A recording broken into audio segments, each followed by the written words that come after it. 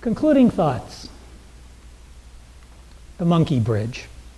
This is Father John Tay, a Vietnamese Jesuit, very close friend. We were in Australia together as tertians, and then he met me in Vietnam and he took me down to the Mekong Delta.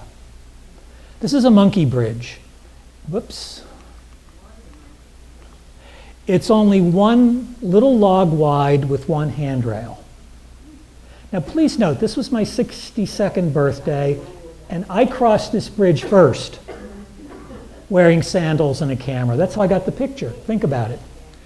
This is the monkey bridge. You got to be fairly careful going across it. And the questions we have to ask are like being on that bridge. When does driving have to stop? At the earliest diagnosis?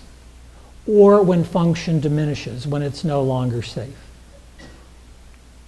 How early should the health insurance people know about a potential diagnosis of a dementing disorder that may not manifest itself for 20 years? What's the impact going to be on educational choices, on marriage, having children, and so on and so forth? What challenges will society face if medication strands patients on a cognitive or functional sandbar? No better, no worse, just stuck. Kind of stuck in neutral and not moving in either direction. These are tough questions. The answers are going to be even more difficult. Any questions?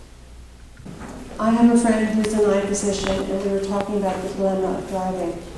And he said that patients come to him and ask him to please say that the eyes are no good, please, as an excuse for the patient not to be able to drive anymore. Right. And the families plead him. And he said, well, I'm not going to lie.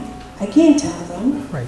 But then I explained, what basically you said, in the sense that, you're doing this common good and the safety of everyone else.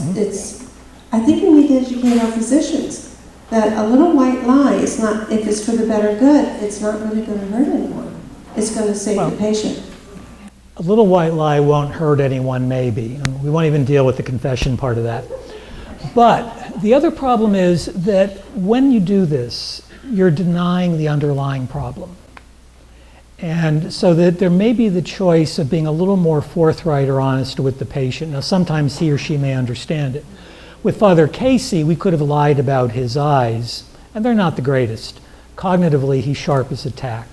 So we then sat down with him and said, Joe, look, and presented things in fairly logical fashion. And he finally accepted it. It takes a lot of work on the part of people.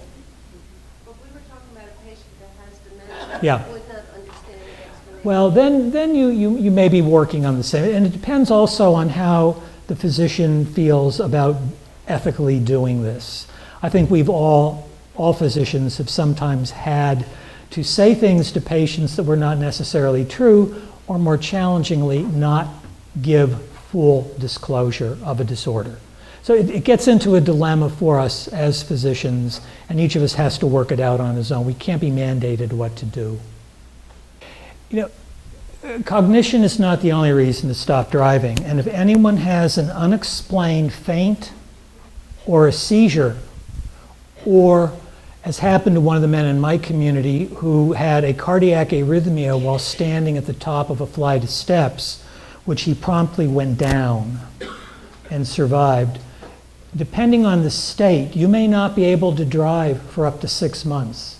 If you've got a seizure disorder, 6 months seizure-free, no excuses. If you've had a stroke, it's going to be a little different. If there's a cardiac problem, as happened to Bill, he was just allowed to drive again last week, even though he had a pacemaker put in and everything else.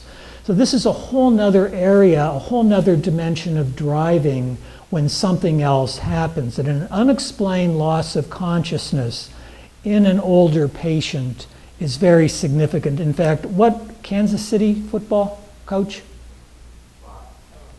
Who? Fox. That's his name? The guy who just lost consciousness while going in at halftime, turns out he had what they're calling a mini stroke. His driving will probably be restricted for a while depending on the state. It gets driving is very complicated. In fact, you can all pray for me on November 14th. I'm going to address the question of driving with my own community. Talk about a prophet and no honor in his own house. I go with an old fellow that's going to be 102 January 12th. Oh, He went for his driver's license a year ago, and Naples did not even make him take a driver's license. They gave him a 6-year driver's license, so he will be here. a 6-year driver's license at the age of 102. He will be 102 January 12th. Wow. One of the men in our community who's visiting our community is 95, and he's in great shape. You'd never believe he's 95. And he was visiting his sister, and she's going to be 100 in January.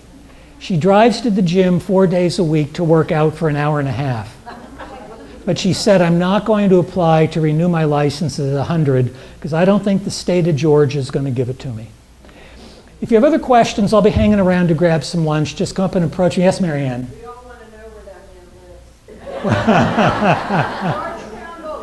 man lives. Okay, thank you very much.